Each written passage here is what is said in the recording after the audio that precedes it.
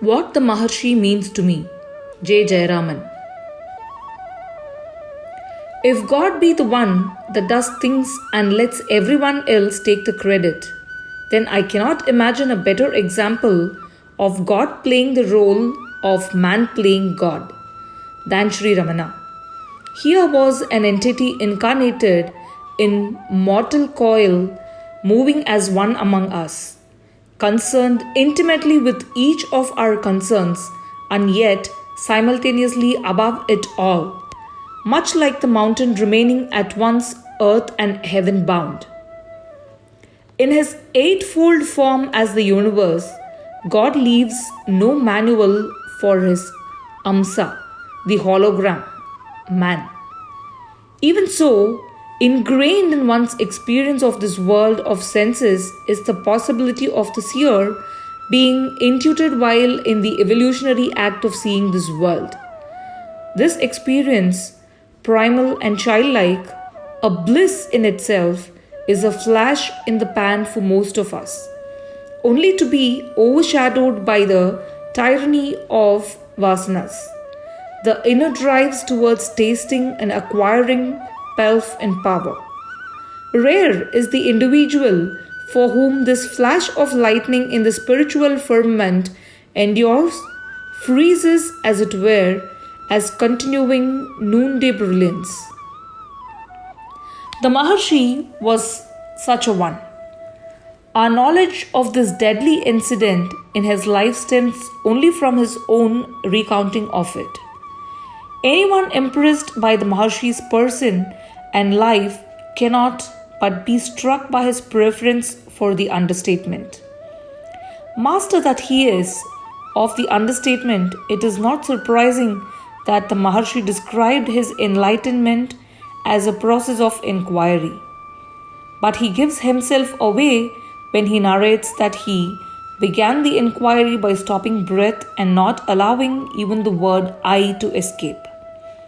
An inquiry conducted with such consummation from its very start could occur and proceed only in a mind already sattvic as space. To me, it reveals the mystery of the Maharshi, his supreme understatement regarding his status as Supreme Master, not only after the death experience, but even prior to it.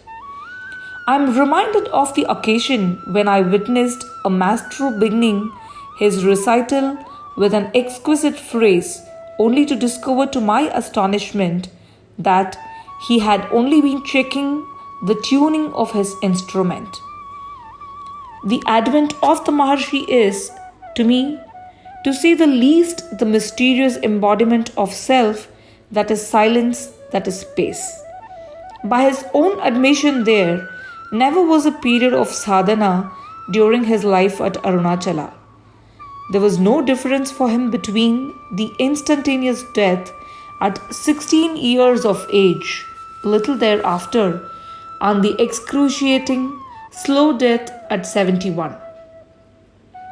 The gist of his teaching is contained in his teenage replies to his mother and Shivaprakasham Pillai.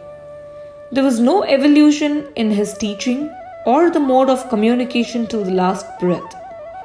By his own admission, he discovered nothing new for the world, had no particular philosophy to expound, no message for the masses. According to him, the Lord was doing an excellent job, and it was only necessary for the individual to attend to the business for which each one is here. For the Maharshi, instruction could only be on an individual basis, and even that could occur only through silence. The inquiry, who am I, is not another technique or even a better technique. For technique presupposes motive. Rather, it is the natural movement, the inevitable Hobson's choice of one confronting one's awareness, one's extinction in the now.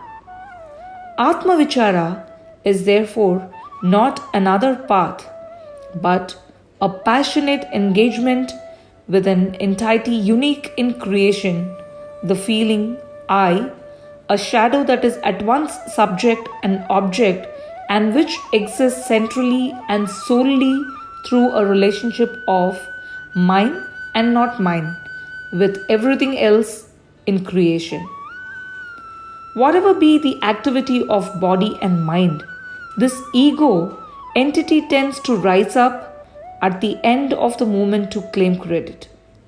Absent during the moment itself, its arising after is irrelevant to the activity itself. The child in us, engaged in activity for no motive other than the joy inherent in such play. Laughter and song and learning was for the joy of laughing, singing, and knowing. Grown up, these acquire motive.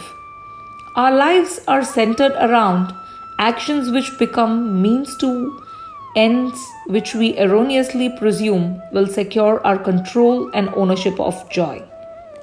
Maharshi says, success or failure depends only on prarabdha and not on exercise of will or the absence of it.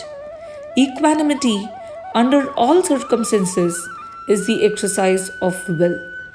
The Maharshi's message is a call to take heed of the role played by ego, by its arrogation of doership, in nullifying progress, be it through the path of bhakti, karma, yoga, or jnana. The path of self-knowledge, which is central to a final apprehension of the universe, has been extricated from dense overgrowth of technical jargon and illusion by the Maharshi. Philosophy and religion, the well-meaning and sound custodians of truth, had become overburdened and made insensitive by feckless growth, become vehicles that seem to further the very falsehood they sought to negate. It was in such a scenario of a thorough mix-up of priorities, of cart put before horse, in a ridiculous, if scientific hunt for the 10th man, that the Maharshi demonstrated in living example that with ego apprehended, all was in proper place, and that both the baby and the bath water were a package deal. There was no need to cut down the tree.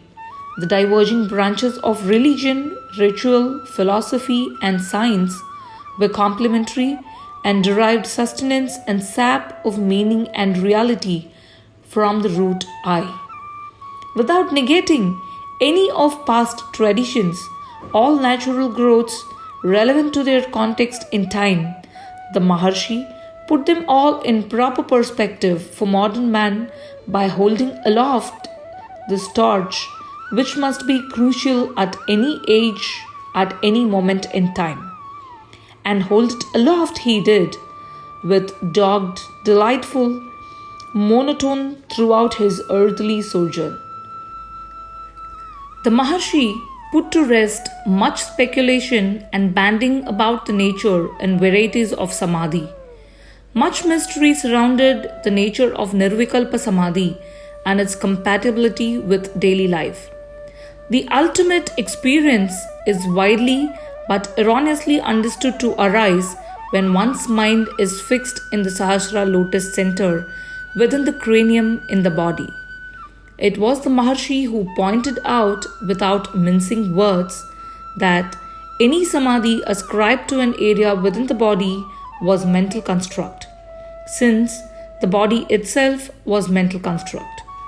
Dream experience is sufficient to prove that the reality of a self-consciousness within a body, which in turn is located within a world, is a mental construct. Mind is nothing but thoughts. Every thought is centered around I. The I issues from the heart. The heart is thus transcendental, beyond location. The Maharshi's reference to the heart on the right side is a concession along the path, much as the reflection in water pointed out to someone looking below for the sun. The Maharshi is modern proof of the utter possibility of continuous Advaitic experience being consistent with worldly activity.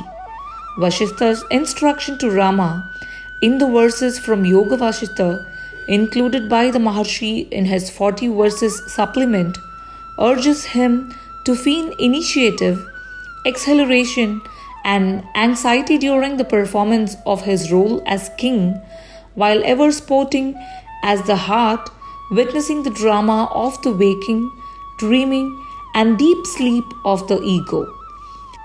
It was the Maharshi who gave living meaning to the forgotten word Sahaja Nirvikalpa Samadhi, the effortless inherence of the ego in heart.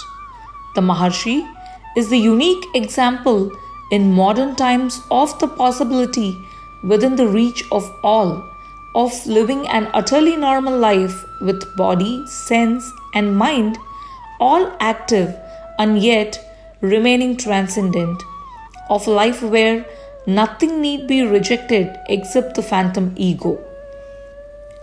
His own life demonstrates, contrary to current consumeristic cliches about the necessity of ego for drive and achievement, that abundant, lasting, and wholesome work gets done through one who dissolves ego and withered personal petty initiative. The Maharshi is unique in his non-proclamation of any purpose behind his advent. A child among children, a prince among beggars, and monarch among kings, the Maharshi's laser gaze of silence made sturdy questioners stand in awe, dissolving them along with all their questions.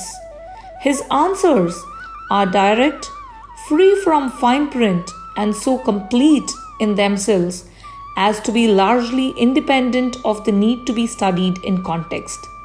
He sought no disciples, yet the world is increasingly drawn to him.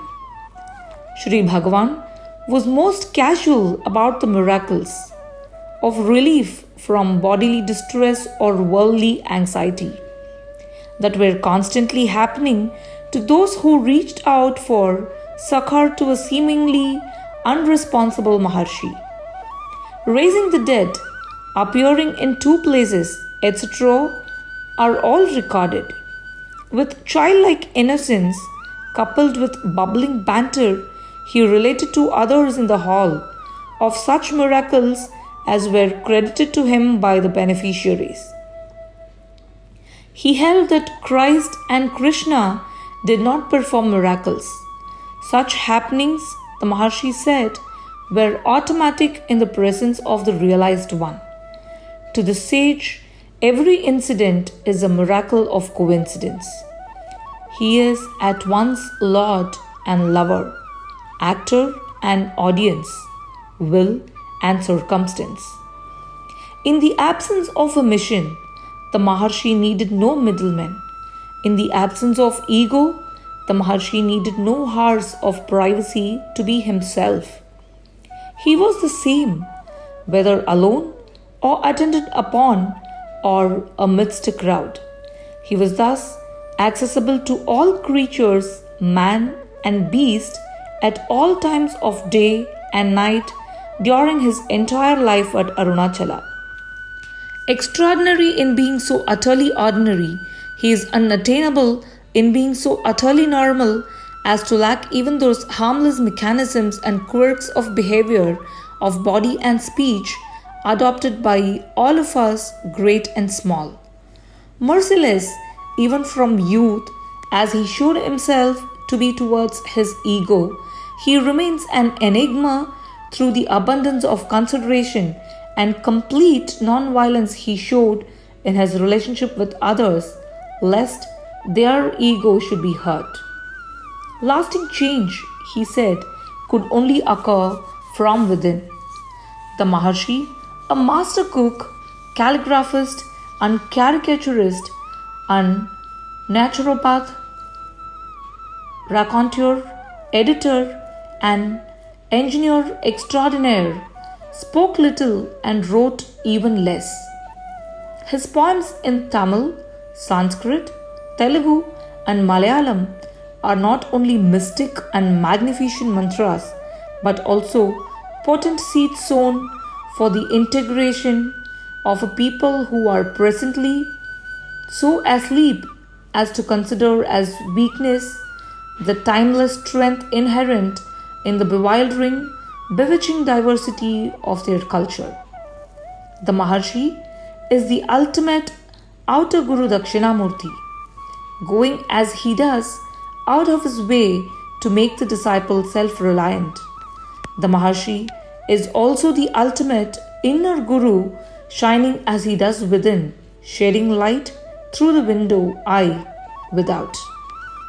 When the ego has a petty life of its own, inner will is pitted against outer circumstance. When the ego, in dissolving, embraces all, universal will operates as universal circumstance. Om Shri Ramanarpanamastu. If you surrender yourself to the higher power, all is well.